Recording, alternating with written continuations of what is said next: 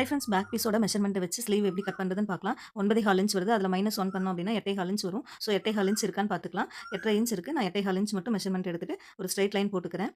கீழ எக்ஸஸா இருக்கிற கிளாத்த கட் பண்றதுக்காக ஒரு லைன் போட்டுட்டு, ஸ்டிச்சிங்காக 1/2 இன்ச் விட்டு இன்னொரு லைன் போட்டுட்டு, ஸ்லீவ் லென்த் 9 இன்ச் எடுத்துக்கலாம். இப்போ ஸ்டிச்சிங்க்கு ஒரு 1/2 இன்ச் விட்டு இன்னொரு லைன் போட்டுக்கலாம். இடுப்பு சுற்றளவு என்னவோ அத பொறுத்து நம்ம கேப் டவுன் குறைக்கணும். இப்போ 29 இன்ச் இடுப்பு சுற்றளவு உள்ள ஸ்லீவ்ங்கறனால நான் 3 இன்ச் குறைச்சிருக்கேன். இப்போ ஸ்டிச்சிங்க்கு 1/2 இன்ச் விட்டு ஒரு லைன் போட்டுக்கலாம். அப்புறம் சின்ன சைஸா இருந்தா 2 இன்ச் மார்க் பண்ணணும். அதுவே பெரிய சைஸ்னா 2 இன்ச் மார்க் பண்ணணும். நான் 2 இன்ச் மார்க் பண்ணிட்டு 2 பாயிண்ட்டையும் ஜாயின் பண்ணிட்டு அதோட சென்டர் நோட் பண்ணிக்கலாம். இப்போ அதுக்கு முன்னாடி 1 இன்ச் நம்ம மார்க் பண்ணிருக்கோம் இல்லையா? அதிலிருந்து ஃப்ரெஞ்ச் கர்வ்ஸ் ஸ்கேல யூஸ் பண்ணி ஒரு வளைவு போட்டுக்கலாம். இப்போ கீழ ஸ்லீவ் லூஸ் எடுத்துக்கலாம். ஸ்லீவ் லூஸ் எவ்வளவோ மார்க் பண்ணிட்டு அதுக்கப்புறம் 1/2 இன்ச் விட்டு இன்னொரு லைன் போட்டுட்டு ஸ்லீவ கட் பண்ணி எடுத்துடலாம்.